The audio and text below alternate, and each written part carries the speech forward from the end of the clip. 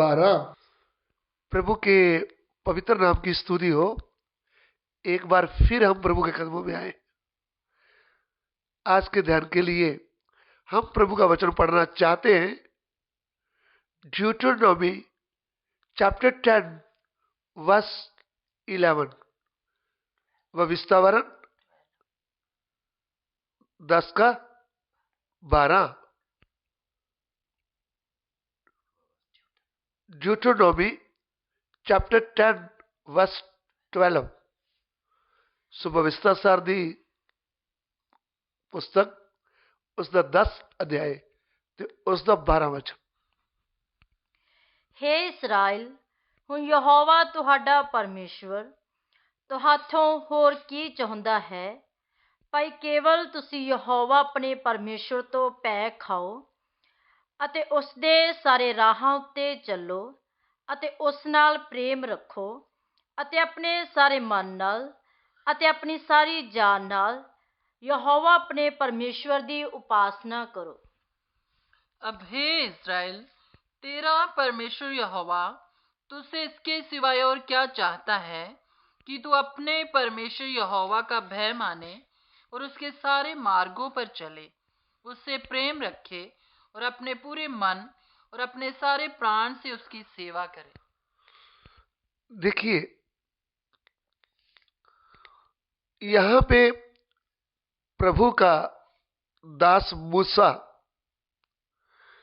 इस्राएल को प्रभु की व्यवस्था देता है और उनको चेतावता है, चेतावनी देता है कि हे इस्राएल सुन, तुम्हारा परमेश्वर, अरे जिसने तुझे बनाया, जिसने तुम्हें मिस्र की गुलामी से निकाला, वो आपसे चाहता क्या है? आगे लिखा है वो यह चाहता है कि तू उसका भय माने और उसके मार्गों पर चले और पूरे मन से उसको प्रेम करे और अपने शरीर, प्राण, आत्मा के द्वारा उसकी सेवा करे। इधर में 4 बातें हम देख सकते हैं, लेकिन मैंने आपको कल एक बात बताया कि तुझसे यहोवा परमेश्वर चाहता क्या है कि तू उसका भय माने। सो मेरे प्रिय भाइयों बहनों, परमेश्वर का भय मानना कल मैंने आपको बताया, क्योंकि उसका भय मानना पड़ेगा। वो भस्म करने वाली आग है। पहाड़ उसके सब कांपते हैं, पृथ्वी इसके सामने कांपती है, लेकिन जब मनुष्यों को अपना डंडा उसके ऊपर प्रभु चलाता है तो मनुष्य भी उसके सामने कांपते हैं। तो उसका डंडा चलने से पहले हमें कांपना चाहिए और उसका भय मानना चाहिए। तो उसके आगे की जो बात है वो ये है कि उसके मार्गों पर चले। अरे इस्राएल, तुम्हारा परमेश्वर चाहता क्या है कि तुम उसके मार्गों पर चले। इस बात को हम समझने के लिए परमेश्वर पहले मनुष्य को, पहली स्त्री को अपने स्वरूप और अपनी समानता में बनाया। इतना जबरदस्त बनाया, उनको रहने के लिए अंदर का वाटिका में रख दिया, उनको राजा करके बनाया था। परमेश्वर चाहता क्या था कि आदम और हवा उसके मार्गों के ऊपर चले। इसलिए उनको मार्ग दिया कि देख, इस अंदर के वाटिका में एक पेड़ लगाया गया है जो भले और बुरे की पहचान करने वाला है। तुमने उसका फल कभी ना खाना, जिस दिन तू खाएगा निश्चय मर जाएगा। यह था मार्ग, परमेश्वर ने दिया हुआ आदम को, हवा को मार्ग। लेकिन आदम हवा ने उस परमेश्वर के मार्ग को छोड़कर अपनी मर्जी से मार्ग तय किया। सब भूल कहां हो गई? गड़बड़ी किधर आता है? जब मनुष्य परमेश्वर की इच्छा छोड़कर अपनी मर्जी से रास्ता अख्तियार करता है, अपनी मर्जी से मार्ग अख्तियार करता है, अपनी मर्जी से रास्ता ढूंढ कर चलना चाहता है, तो वो परमेश्वर के विरोध में है। परमेश्वर ये नहीं चाहता है। परमेश्वर तो ये चाहता है कि हम उसकी आज्ञा के अनुसार चलें, उसके मार्ग के ऊपर चले हम।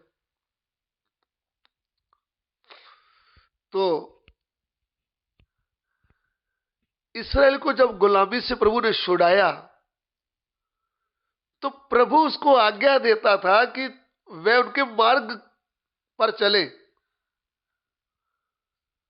उनको बोला गया था कि तुम कनान की ओर चलो, जहां दूध और मधु मिलता है।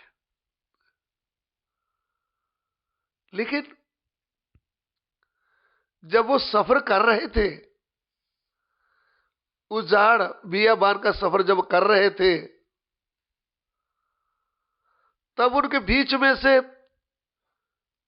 3 बड़े प्रधान लोग और 250 लोग दूसरे, उन्होंने परमेश्वर का मार्ग जो दिया था मिस्र से कनान जाने का, वो मार्ग छोड़कर अपनी मर्जी से उन्होंने वो रास्ता चुन लिया कि हम वापस मिस्र में जाएंगे। लेकिन उनको समझाया गया, प्रभु के दास मूसा ने, हारून ने नम्रता से, लेकिन वो नहीं समझ पाए। उन्होंने परमेश्वर के विरुद्ध जो निर्णय लिया, जो मार्ग अपनी मर्जी से तैयार किया, वो मार्ग ने उनको मार डाला। थोड़ा ध्यान से मैं इधर आपका ध्यान लगाना चाहता हूं। आदम हवा ने परमेश्वर के मार्ग को छोड़कर अपना मार्ग जो चुना, वो मृत्यु का मार्ग था। वचन के विरोध में हम जो भी मार्ग चुनेंगे, वो हमारी मृत्यु का कारण होगा। सुन लीजिए, क्या सुन रहे हैं आप? प्रभु की आज्ञा के विरोध आप कुछ भी कर रहे हो, तो आप एक नया मार्ग ले रहे हो। प्रभु ये कभी भी नहीं चाहता। प्रभु चाहता है कि आप मेरे मार्गों में चले। तो हवा और आदम उनके मार्ग पर नहीं चले, इसलिए मर गए। इस्राएली लोगों ने गलत फैसला लिया, उनके दिए हुए मार्ग को छोड़कर मिस्र का मार्ग उन्होंने अपनाना शुरू किया। मूसा ने हारून को समझाया, लेकिन वो इतने घमंड में भरे हुए थे, उन्होंने नहीं माना। पृथ्वी नीचे से फट गई। परमेश्वर का भय माने और उसके मार्गों पर चले। ना ही तो उन्होंने परमेश्वर का भय माना, क्योंकि उनको समझाया गया था, भाई ऐसा मत करो, बहन जी, भैया जी, ऐसा मत करो। लेकिन ये नहीं मानते थे। फिर मृत्यु का स्वाद चखना पड़ा। पृथ्वी नीचे से फट गई। ये और उनकी फैमिली पूरी नीचे दो लोक में चली गई। पृथ्वी फिर